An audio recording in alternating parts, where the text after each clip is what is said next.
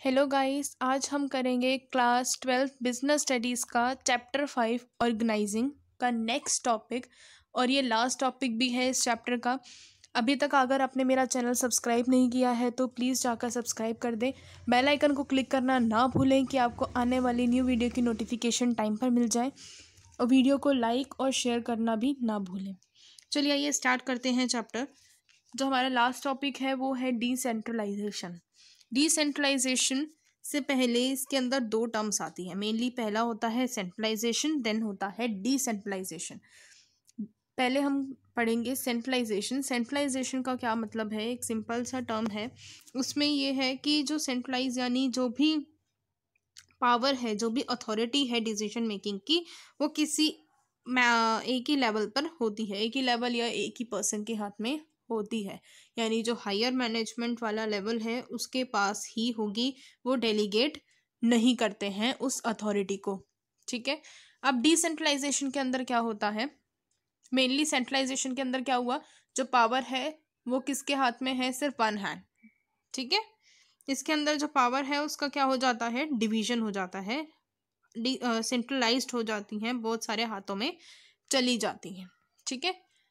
It refers to delegation of authority throughout all the levels of the organisation. यानी क्या है कि जो भी अथॉरिटी है उनको क्या कर देते हैं, डेलीगेट कर देते हैं हर एक लेवल पर। ठीक है। इसको हम क्या कहते हैं, डिसेंट्रलाइजेशन।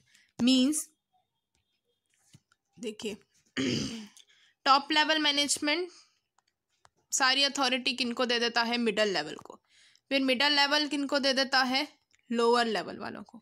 यानी ये ऐसे ही कंटिन्यूस चलता रहता है। कंटिन्यूस क्या, अब जो टॉप लेवल है उसने मिडल लेवल को दे दी, मिडल लेवल है लोअर लेवल, यानी हर एक लेवल में क्या डेलीगेट हो गई, अथॉरिटी डेलीगेट हो गई। लोअर लेवल वाला पर्सन भी क्या ले सकता है, डिसीजन ले सकता है। ठीक है। इसका मतलब है डिसेंट्रलाइजेशन। हर एक पावर, जो भी पावर ऑफ टेकिंग डिसीजंस हैं, जो अथॉरिटी है वो हर किसी के हाथ में, हर लेवल ऑफ ऑर्गेनाइजेशन के हाथ में चली गई। Next topic, importance. इम्पोर्टेंस का मतलब क्या है कि अब डिसेंट्रलाइजेशन की क्या क्या इम्पोर्टेंस है आज के सिनेरियो के अंदर। पहला है develops initiative among subordinates. Develop initiative among subordinate, इसका मतलब क्या है, हर जो लोअर लेवल पर्सन है वो उसके हाथ में भी पावर्स है कि वो डिसीजन ले सकता है, अपनी जजमेंट्स कर सकता है, अपनी जो राय है वो रख सकता है। तो उससे क्या होगा, उसका सेल्फ कॉन्फिडेंस बढ़ेगा, साथ ही साथ में उसका सेल्फ रिलायंस भी प्रमोट होगा।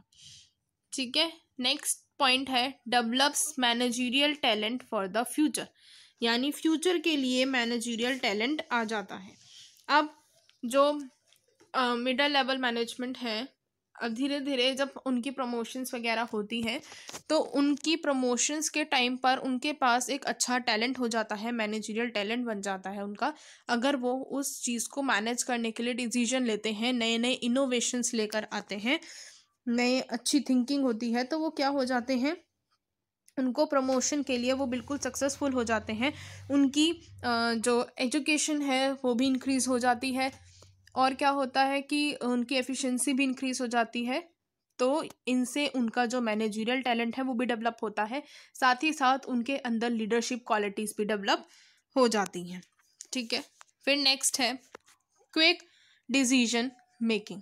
क्विक डिसीजन मेकिंग में क्या है कि अब अगर हम सेंट्रलाइजेशन की बात करें, उसके अंदर सिर्फ एक ही पर्सन के हाथ में पावर होती है, तो वो क्या करता है, सारे डिसीजन खुद लेता है, पॉलिसीज सारी खुद बनाता है, सब कुछ खुद देखता है। तो उससे क्या होगा, डिसीजन मेकिंग में क्या हो जाएगी, देरी हो जाएगी। कई बार डिसीजन लेने में बहुत स्लो प्रोसेस हो जाता है। तो डिसेंट्रलाइजेशन के अंदर स्पीड में काम होता है। कैसे, हर एक पर्सन के पास पावर है, वो अपने डिसीजन खुद ले सकता है, अपना काम कर सकता है। तो उससे क्या होता है, बहुत फास्टली डिसीजन लिए जा सकते हैं, और इससे क्या होगी, उनकी एफिशिएंसी इंक्रीज होगी, साथ ही साथ जो प्रोसेस है वो बहुत ज़्यादा जल्दी चलने लग जाएगा। ठीक है। और बहुत जल्दी सक्सेसफुल ऑर्गेनाइजेशन बन जाएगी। फिर है relief to top level management. Top level management को रिलीफ मिल जाता है।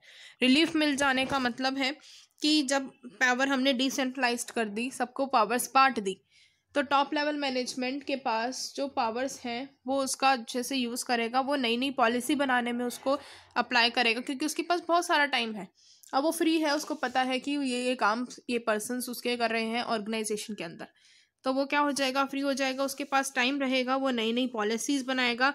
और कोई अगर उसको प्रोडक्ट और अपने ऑर्गेनाइजेशन के अंदर लाना है, प्रोडक्ट वैरायटी बढ़ानी है, तो वो उसमें भी बढ़ा सकता है। ठीक है, फिर नेक्स्ट है फैसिलेट्स ग्रोथ, ग्रोथ को बढ़ाता है।